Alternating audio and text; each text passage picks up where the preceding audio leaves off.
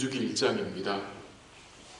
구약성경 민수기 1장 1절에서 4절까지 193면 민수기 1장 1절에서 4절까지 한 절씩 교독하기로 하겠습니다. 민수기 1장 1절 하나님의 말씀입니다. 이스라엘 자손이 애굽 땅에서 나온 후 둘째 해 둘째 달 첫째 날에 여호와께서 시내 광야 회막에서 모세에게 말씀하여 이르시되 너희는 이스라엘 자손의 모든 회중 각 남자의 수를 그들의 종족과 조상의 가문에 따라 그 명수대로 계수할지니 이스라엘 중 20세 이상으로 싸움에 나갈 만한 모든 자를 너와 아론은 그 진영별로 계수하되 각 지파의 각 조상의 가문에 우두머리 한 사람씩을 너희와 함께하게 하라. 아멘. 민수기서는 모세오경의 네 번째 책입니다. 이 민수기서는 우리들과 그렇게 친한 책은 아닌 것 같습니다.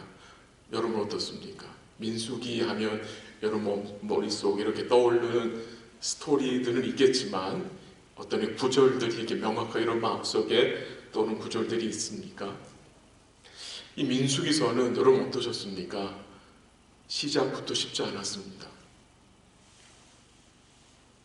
인구조사를 하여 여러 숫자들과 이스라엘 진영 백체에 대한 내용과 리더들의 이름, 희한한 이름들과 각 지파 군사들의 숫자들을 읽는 것은 쉬운 일이 아닙니다. 또한 거기서 우리가 하나님 뜻을 깨닫는 것도 쉽지 않은 것 같습니다.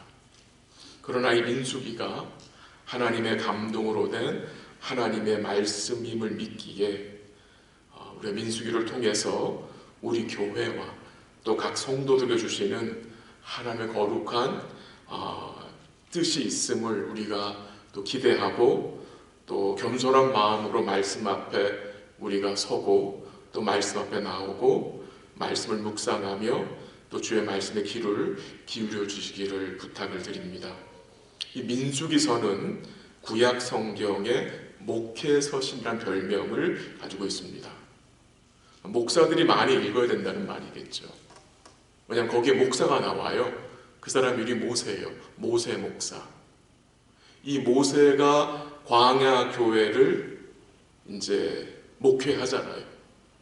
거기서 수많은 복잡한 일들과 어려운 일들이 많이 있는데 그 모세가 어떻게 목회를 했는지 그가 어떻게 하나님의 도우심으로 광야의 교회를 이끌어 왔는지를 또한 가르치는 내용이 강조되고 있고요.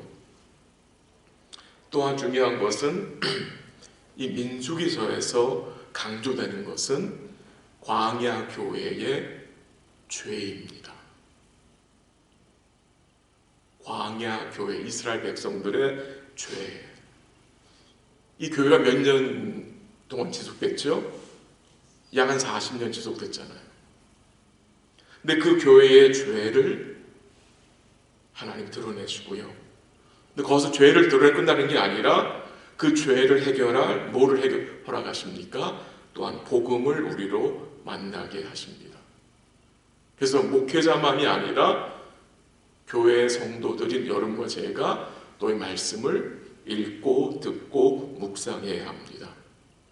구약 성경 전체를 두 단어로 줄이면 율법과 선지서입니다.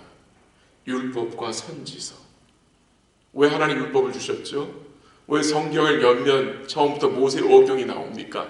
창세기, 출애굽기, 레위기, 민수기, 신명기 왜 모세오경에 율법이 나옵니까? 그것은 우리의 죄를 깨닫게 하기 위함이고, 그 다음 성경 구약 계에서 선지서들이 많이 나오죠. 물론 역사서도 많이 나오지만 선지서가 많이 나오는 것은 그 선지서들이 누구를 예언합니까?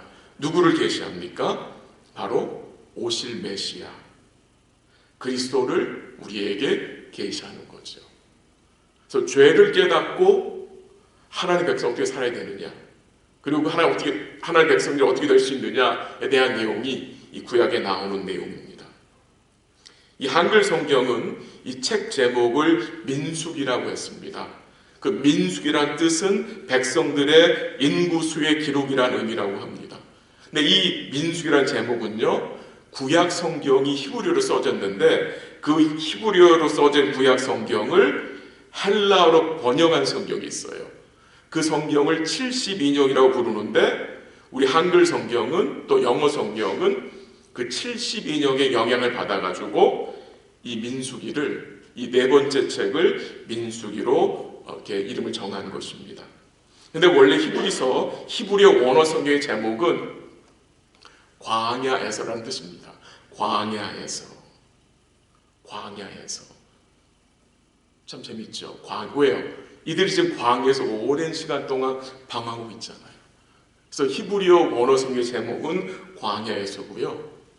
우리 한글 성경에 나타나지 않지만 히브리어 원어 성경을 보면은 이 1절 시작이 우리 성경 그 이스라엘 자손으로 나오는데 히브리어 성경은 그리고로 나옵니다. 엔드로 나옵니다. 무슨 말입니까? 민수기서는 하나의 독립적인 책이 아니라 그 앞에 나온 책인 레위기와 연결이 되기 때문에 그리고로 시작이 되는 것입니다. 그래서 민수기를요, 그 모세오경 전체의 문맥에서 이해하는 것이 좋습니다.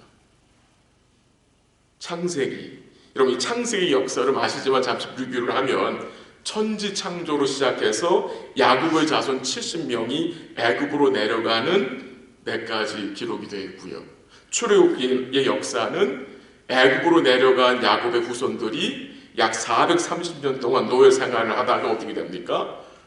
6월절 어린 양의 피로 출애굽하여 어디까지 가지요?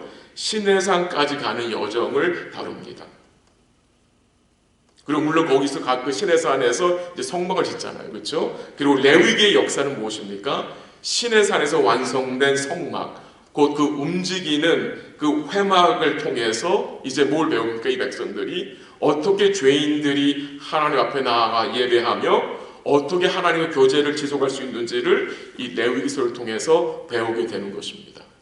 그리고 이제 민수기는 시내산을 출발하여 요단 동편 모압 평지에 이르는 이 약 39년의 광야 생활에 대한 내용을 기록한 책입니다. 그래서 이스라엘 백성들은 시내 광야에서 시작해서 가데스까지 가고 그 다음에 가데스에서 모압 평지까지. 그러니까 이 민수기의 배경은 항상 어디예요? 광야입니다. 광야. 그래서 히브리어 성경 제목이 광야에서라고 정한 걸로 생각이 됩니다.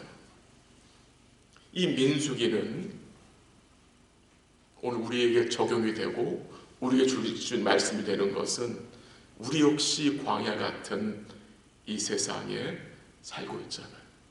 우리의 삶이 광야의 삶이잖아요. 이 세상이 광야 같은 세상이잖아요. 이 광야 같은 세상에 살고 있는 교회에 거울로 주시고 경계의 말씀으로 주신 책이 바로 이 민수기라는 것입니다. 여러분, 광야 생활을 하면서 이스라엘 백성들이 하루라도 없어서는 안 될 거가 있어요. 두 가지. 혹시 여러분 한번 말씀해 보실래요? 뭐요? 뭐죠? 만나와 물이죠. 만나와 물. 뭐 그 당시 뭐 프레드 말고 있어요? 뭐가 있어요? 없잖아요.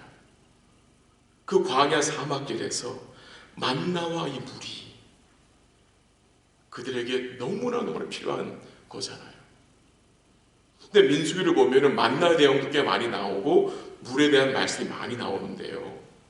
우리 하나님께서 이스라엘 백성들에게 만나를 주시고 물을 주시는 것은 단순히 그들에게 먹을 것을 주시고 그들이 서바이브하게 하기 위해서 물을 주신 것만이 아니라 성경을 전체적으로 보면은 이 만나는 하늘에서 오신 참된 만나이신 예수님을 우리에게 보여주는 것이고요.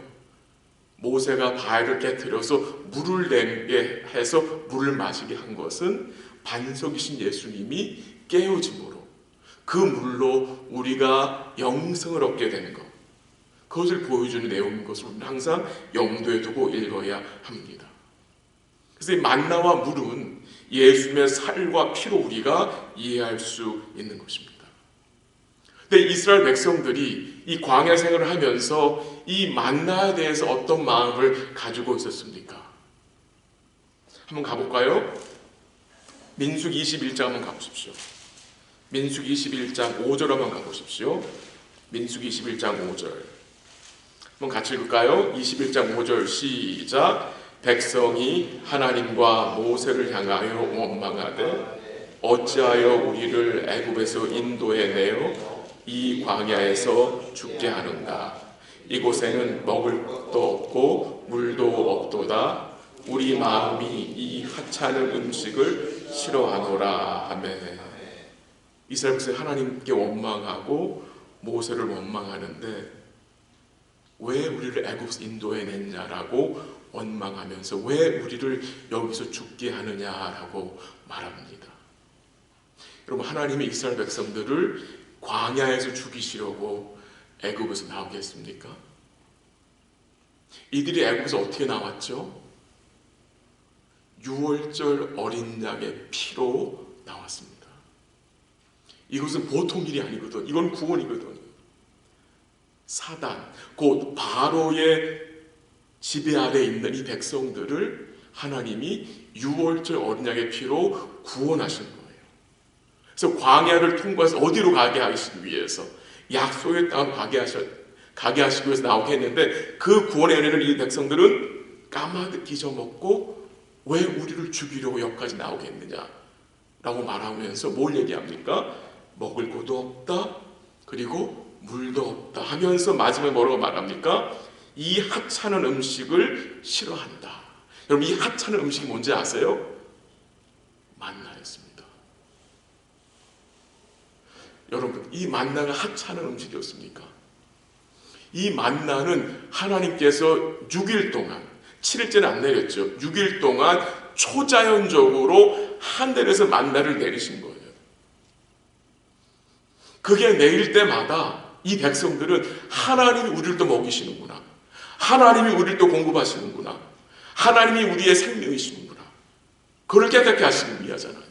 위함이잖아요. 근데 이 음식, 이 만나를 하찮은 거로, 쓰잘데기 없는 거로 싫다고 말하고 있다는 사실입니다. 만나를 하찮게 여기는 것은 결국 누구를 하찮게 여기는 것입니까? 오실 예수님입니다. 하나님의 은혜를 하찮게. 여러분은 어떤지요?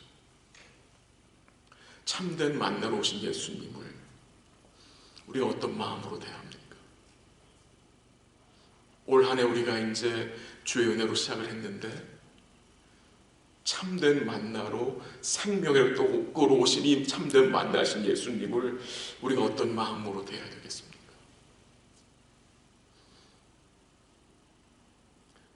계속 제가 좀 설명을 드릴 텐데요. 이 민수기 역사, 이 광해 역사에는 이 2번에 걸친 인구조사가 있습니다.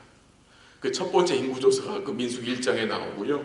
두 번째 인구조사는 민수기 26장에 나옵니다. 2번이 나옵니다. 왜 2번입니까? 그 질문은 왜 십계명이 출애굽기 20장과 신명기 5장에 2번 나옵니까라와 연결이 되는 질문이 될 수 있습니다. 왜 하나님이 같은 십계명 2번 주십니까? 왜 하나님 인구조사를 2번씩 하십니까? 그 이유는 첫 번째 인구조사는 누구를 위한 인구조사? 출애굽 한 1세대들을 위한 인구조사고요. 그 다음 26장에 나온 인구조사는 누구를 위한? 출애굽 이후에 광야에서 태어난 출애굽 2세들을 위한 인구조사입니다. 그래서 그 인구조사 2번 나오는 거예요. 근데 1차 인구조사 때 포함된 사람 중에 2명 빼고 다 죽죠. 그 2명이 누굽니까? 갈렙과 여호수아만 2차 인구조사에 포함됩니다. 출애굽기 20장에 나온 십계명은 출애굽기 1세대를 위한 십계명이죠. 근데 다시 그게 반복적으로 신명기 5장에 나오는 것은 말씀드린 대로 출애굽 2세대를 위해서 주신 것입니다. 이 민수기서의 주제를 하나 잡는다면은 방황으로 생각할 수 있습니다. 약 2주면 갈 수 있는 그 약속의 땅을, 그 땅에서 40년 정도를 방황했습니다. 왜 그랬습니까? 이 백성이 하나님을 시험함으로 계속 거기서 뭐 한 거예요? 방황한 것입니다. 방황하다가 다 죽습니다. 2명 빼고 다 죽습니다. 왜 그렇습니까? 그들은 하나님의 영광과 이적을 보고도 하나님을 10번씩이나 시험하고 그의 목소리를 청종지 아니하였기 때문에 그들은 하나님이 약속하신 약속의 땅에 들어가지 못한 것입니다. 즉 하나님을 믿지 않은 것이죠. 오실 예수를 의뢰하지 않은 것이죠. 왜 하나님이 이 언약의 백성들을 광야에서 머물게 하셨습니까? 왜 그들로 광야의 삶을 살게 하셨습니까? 이 광야라는 곳이 어떤 곳입니까? 위험이 도사리는 곳이고요. 또한 시험거리도 많고 참 여러 가지 어려운 삶이 광야의 삶이잖아요. 이 광야는 피곤하고 고난의 연속인 삶인데 왜 하나님이 그의 백성들을 광야에서 그렇게 오랜 시간 두신 것입니까? 왜 우리로 이 백성들이 광야 생활한 것을 우리가 읽고 배우게 하십니까? 한 3가지로 말씀을 드린다면, 첫 번째는 이 백성들이 광야 생활을 통해서 하나님이 그들에게 약속하신 목적지를 놓치지 않게 하기 위함입니다. 이들이 광야에 생각해야 할 것은 무엇입니까? 그들의 목적지입니다. 우리가 이 땅 세상 같은 광야에서 기억해야 할 것이 무엇입니까? 우리의 종착역, 우리의 목적지입니다. 물론 광야 생활 가운데 주님이 은혜를 베풀어 주십니다. 불기둥과 구름기둥으로 인도하시고 임재를 해주시고 초자연적으로 만나를 먹이셨고요. 반석을 깨트려서 물을 주셨습니다. 이스라엘 백성들의 의복이 40여 년 동안 헤어지지 않았다고 했습니다. 그리고 그들의 발이 그 광야길을 걸어도 부르트지 않게 하나님이 은혜를 주셨습니다. 그러나 여전히 광야의 삶은 고되고 힘이 듭니다. 그러나 이들이 무엇을 기억해야 했습니까? 하나님이 그들에게 약속한 그 목적지를 기억하고 무엇을 해야 합니까? 믿음의 순례를 행해야 했습니다. 그러나 출애굽 1세대들은 그 하나님이 약속하신 그 목적지를 믿음으로 바라보지 못했기 때문에 그들 마음속에는 어디가 그리웠습니까? 애굽이 그리웠던 것입니다. 그래서 한 지도자를 세워서 우리가 애굽으로 돌아가자 라고 그들이 말하며 그들께 하려고 힘쓴 내용이 나오지요. 왜 그런 생각을 하게 되는 것입니까?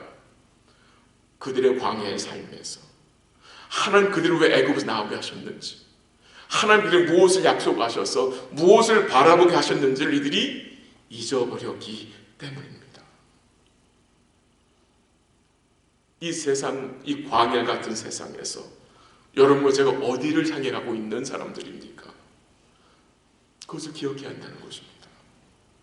두 번째로 광야 생활에서 또한 중요한 것은 광야 교회에 함께하는 것입니다.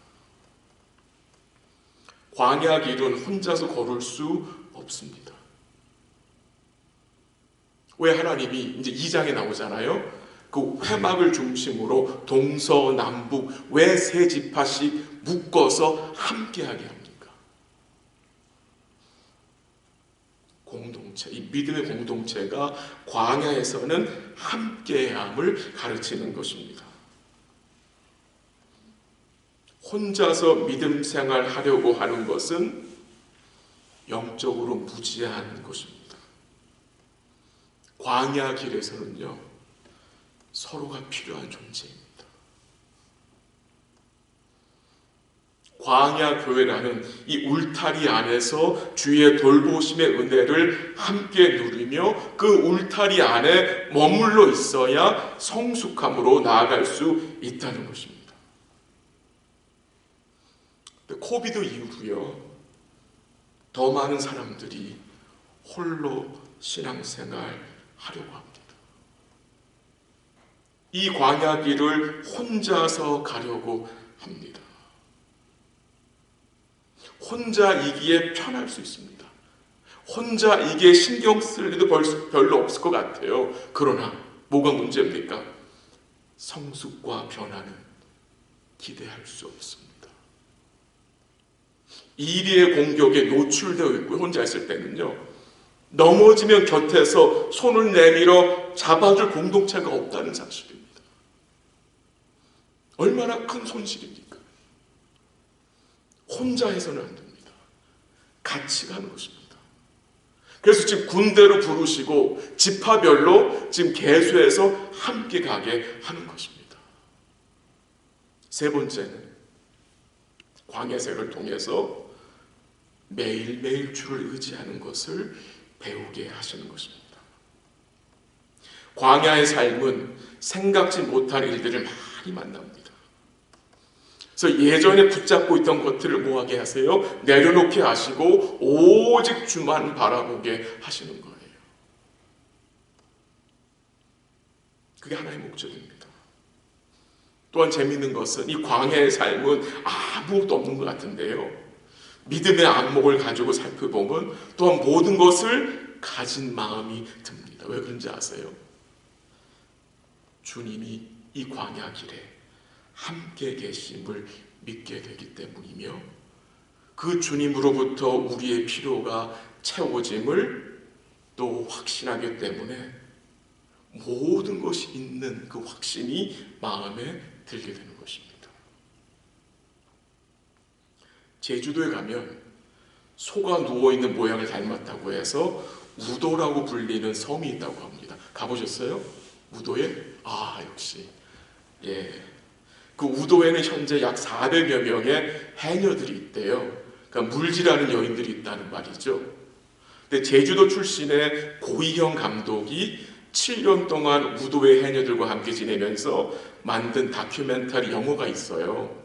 저도 기회가 되면 꼭 보고 싶은데 그 영화 제목이 물숨이라는 영화예요. 물숨, Breathing on the Water이라는 영화인데요, 이 해녀들의 사회는 아주 엄격한 위계 질서가 있대요.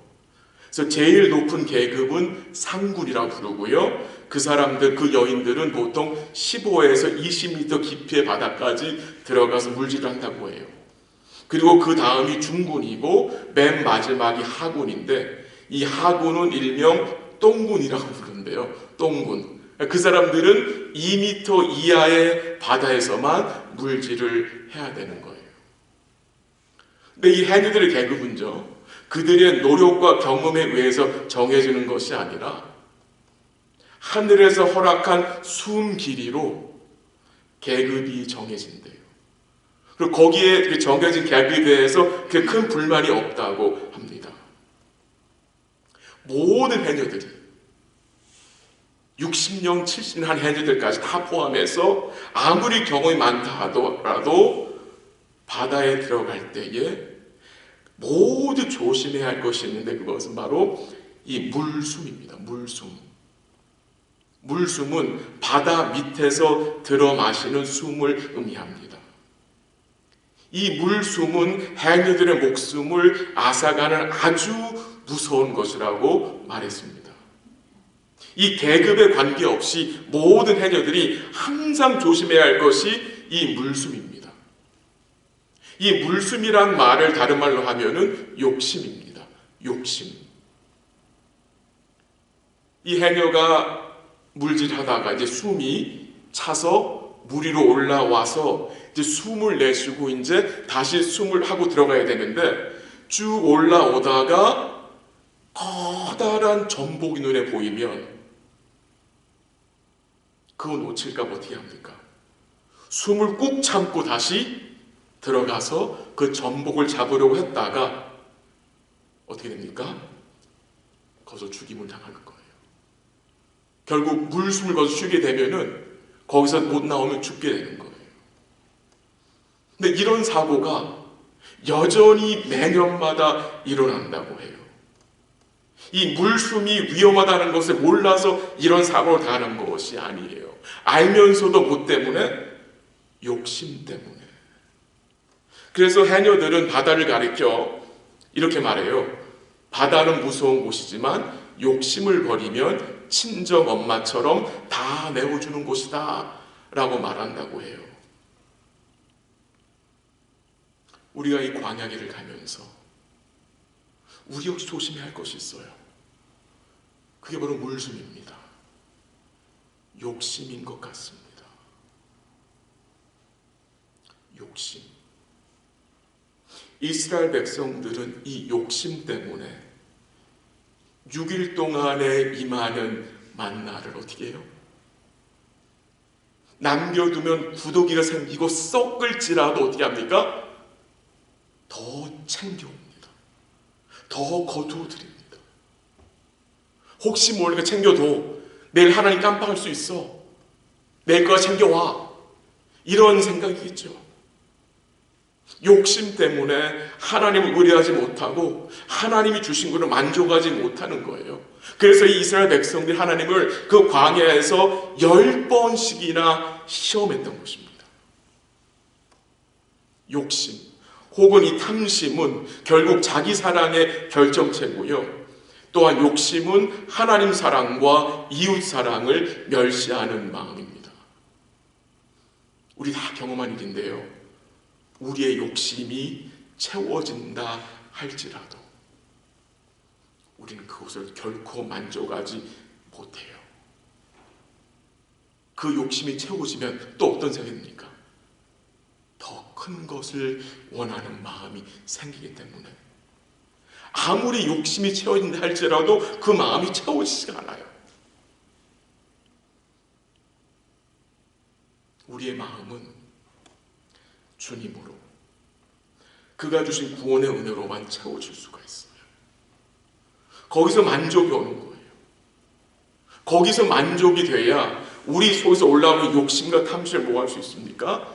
누를 수 있는 것입니다. 왜 이스라엘 백성 광야에서 그렇게 넘어졌습니까? 바로 욕심 때문 아닙니까? 왜 이스라엘 백성은 그렇게 끊임없이 바알과 아세라를 섬긴 것입니까? 그 이유가 무엇이었습니까, 여러분? 욕심이었습니다. 욕심. 이게 참 무서운 거예요.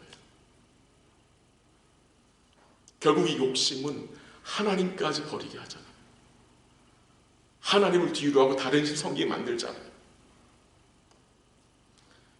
우리 예수님도 광야에서 사셨어요. 이 땅에 오셔서.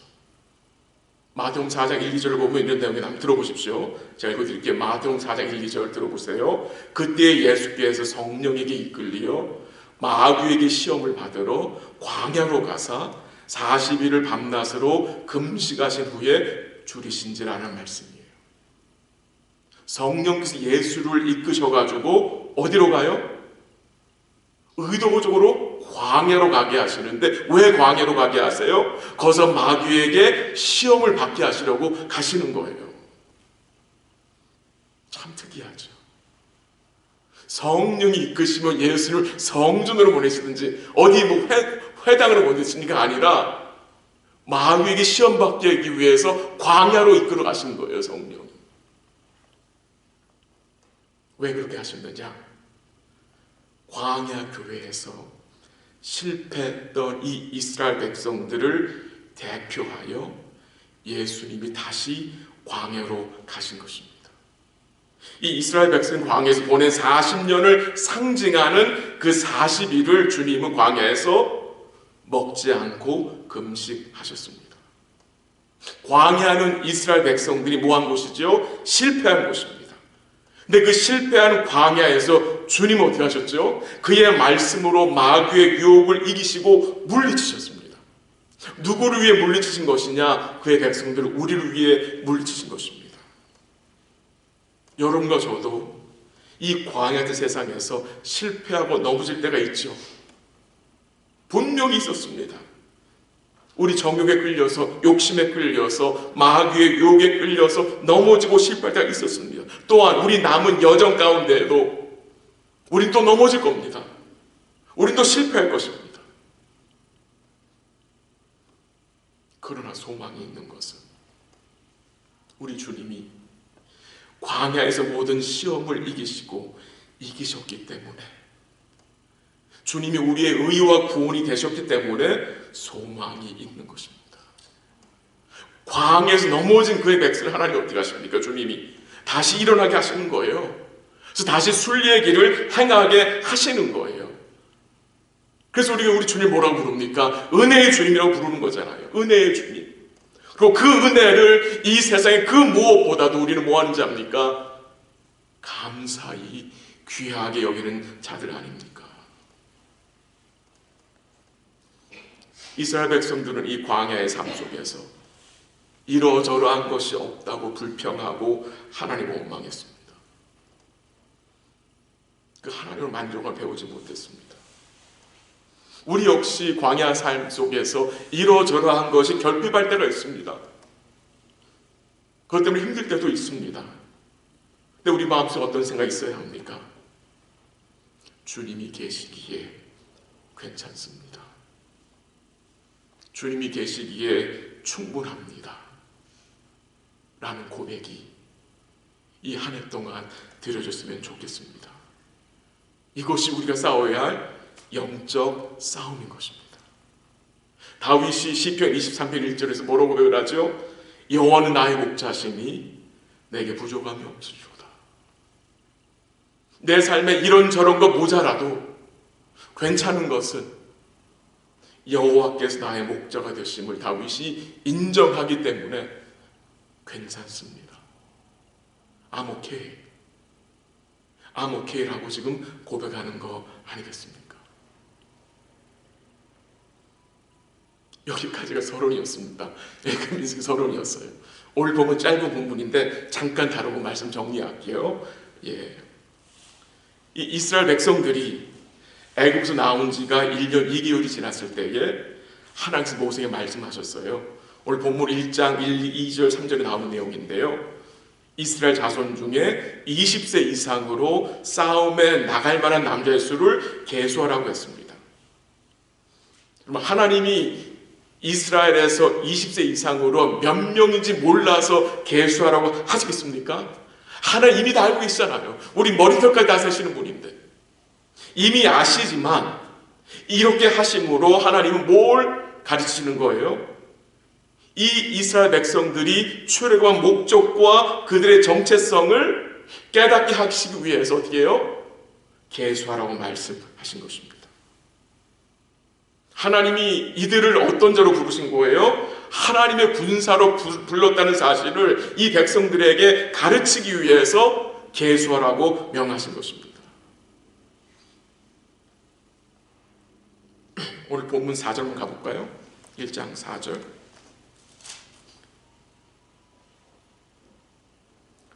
각 사람의, 각 지파의, 각 조상의 가문의 우두머리 한 사람씩을 너희와 함께 하게 하라. 5절. 너희와 함께 설 사람들의 이름은 이러하니 루벤 지파에서는 스데올의 아들 엘리수리오라고 했어요. 참 재밌는 게요, 하나님이 군사를 계수하라고 하시고요, 또 거기에 우두머리를 두라고 하시고요, 그 우두머리를 누가 정하세요?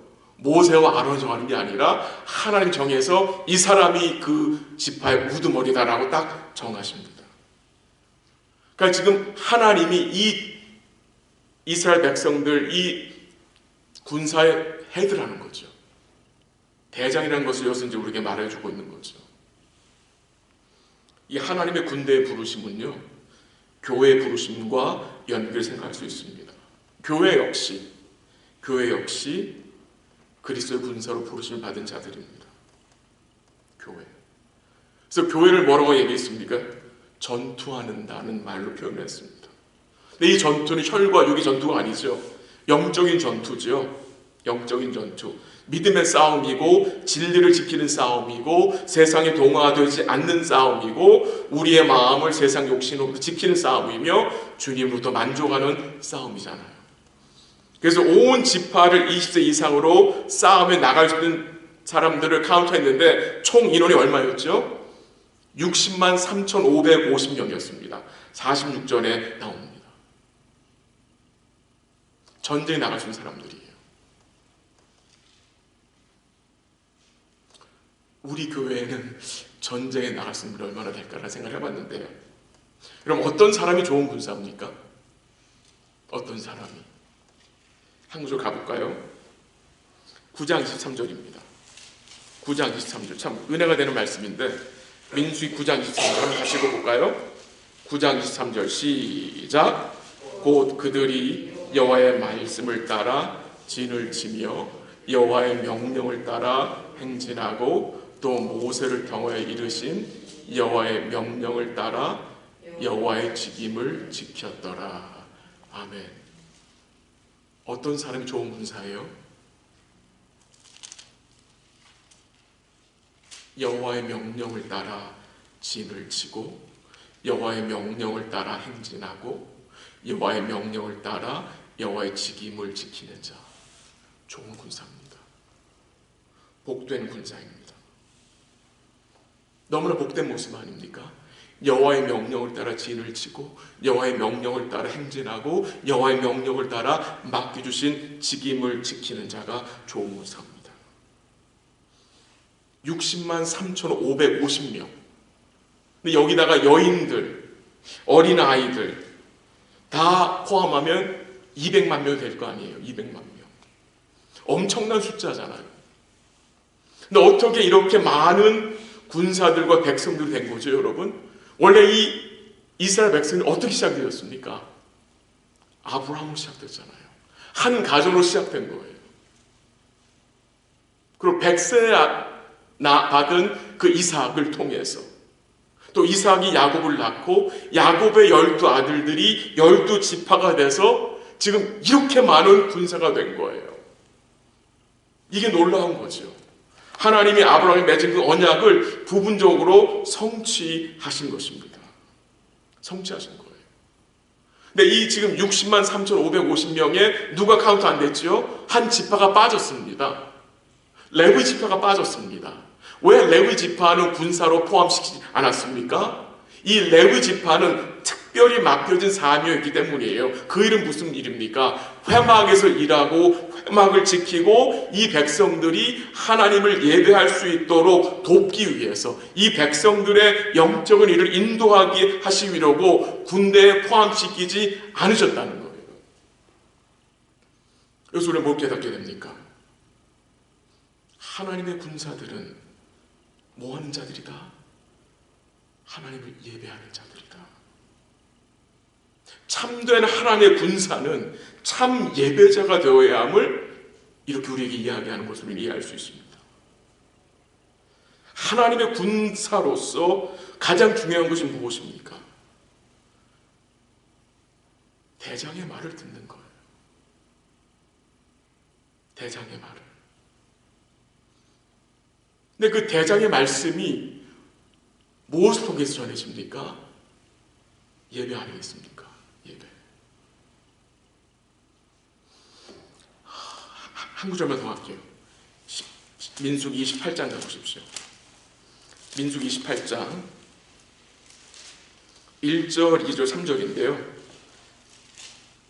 자, 1절, 여러분 2절 읽어주세요. 28장 1절. 여호와께서 모세에게 말씀해 이르시되 2절 다 같이 시작.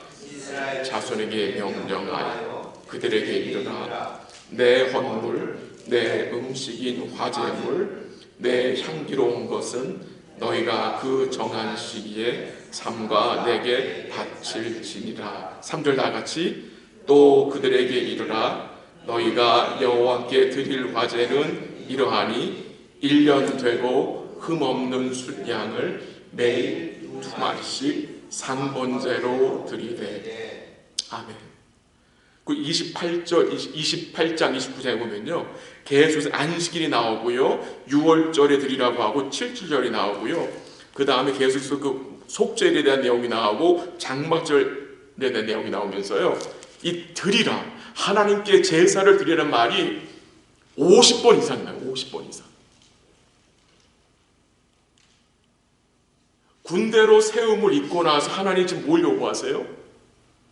어떻게 하면 좀 잘 싸울지를 지금 가르치는 게 아니라 강조하는 내용이 나에게 나와서 제사를 드리라. 이 드리라는 동사가 50번 이상이 나오는 거예요. 여러분, 왜 드리라고 합니까, 하나님이? 오늘 28장 3절에서도 상번제를 아침 저녁으로 숫 양을 드리라고 말씀하고 있는 거죠. 하나님이 받기 좋아해서 그의 백성을 드리라는 거겠습니까? 여러분, 왜 드리라고 하겠습니까? 왜 안식일, 6월절, 77절, 속죄일, 그 다음에 장막절에 제사를 계속해서 드리라고 명하고 있는 것입니까?